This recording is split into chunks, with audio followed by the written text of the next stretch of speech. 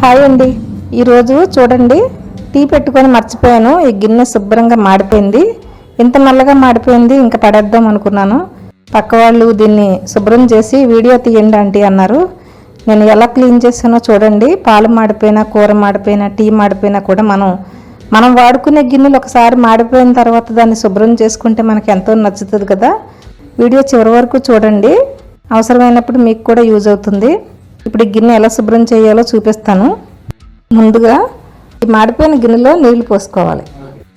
దీనిలో ఒక గరిటె చూడండి, పెద్ద స్పూన్ కదా, దీంతో ఒక స్పూను వెనిగర్ వేసుకోవాలి. అలాగే తినే సోడా ఒక 2 స్పూన్ల వరకు వేసుకోవాలి. ఇప్పుడు ఒకసారి కలిపేసుకొని కొద్దిగా సర్ప వేసుకోవాలి. ఇప్పుడు పొయ్యి మీద పెట్టుకొని మరిగించుకోవాలండి. పొంగుతుంది చూసారా, సర్ప వేసాం కదా, పొంగుతుంది. ఇప్పుడు ఈ నొరకని మనం తీసేద్దాం. పైన నొరక తీసేసుకోవాలి. మీరు ఇంకా వాటర్ తగ్గించుకోండి. నేను కొన్ని ఎక్కువే వేసాను. ఇలా పొంగిపోకుండా ఉండాలి అంటే మీరు సగం వరకే నీళ్ళు వేసుకోండి.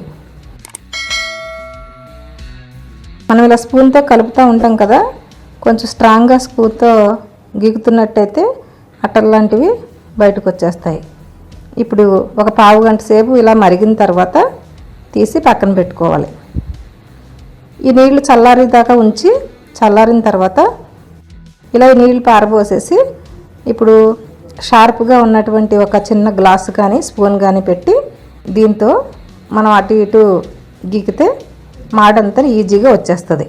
ఈ గిన్నె మాడేటప్పుడు అంతా కూడా ఇల్లంతా కూడా బాగా పొగ వచ్చిందండి. ఆ పొగను చూసిన తర్వాత అప్పుడు నేను వెళ్ళాను. ఇంత బాగా మాడిపోయింది.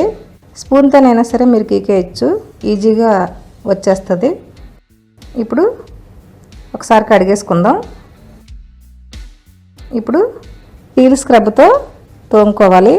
మనం గిన్నెలు తోముకునే సబ్బు ఉంటుంది కదండి, అది కొంచెం తీసుకొని స్క్రబ్తోను మనం గట్టిగా రుద్దినట్టయితే ఆ బ్లాక్ అంతా కూడా వచ్చేస్తుంది. ఇలా మళ్ళీ ఒకసారి కడిగేసుకున్న తర్వాత చూడండి, చిన్న చిన్న మార్కులు ఉన్నాయి కదా, ఈ బ్లాక్ డాట్స్ అన్నీ కూడా ఎక్కడైతే నల్లగా పట్టుందో అక్కడ కొద్దిగా స్పూన్తో గీకితే మొత్తం పోతుంది. కొంచెం ఓపికగా క్లీన్ చేసినట్టయితే క్లీన్గా వచ్చేస్తుందండి. మళ్ళీ సబ్బుతో ఈ స్టీల్ స్క్రబ్తో గట్టిగా ఒకసారి రుద్దేయాలి. చూడండి గిన్నె ఎంత తెల్లగా వచ్చిందో. మనం ఇంట్లో వాడుకొని నల్లగా అయిపోయిన తర్వాత దాన్ని తెల్లగా వదిలించామంటే మనకి ఎంతో చూడముచ్చటగా అనిపిస్తుంది కదా. మీరు సర్పు ప్లేస్లో నిమ్మరసం కూడా వేయొచ్చండి. అలాగే గోంగూర ఉడికించిన నీళ్లు కూడా వేసి ఉడికించవచ్చు, తెల్లగా వస్తుంది. మరి చూశారు కదా. మీకు ఈ వీడియో నచ్చితే కామెంట్ సెక్షన్లో తెలియచేయండి. ఓకే అండి, ఈ వీడియో మీకు నచ్చినట్లయితే లైక్ చేయండి. మీ ఫ్రెండ్స్కి రిలేటివ్స్కి షేర్ చేయండి. ఇలా మరెన్నో వీడియోలు చూడటానికి మా ఛానల్ని సబ్స్క్రైబ్ చేయండి. Thank you.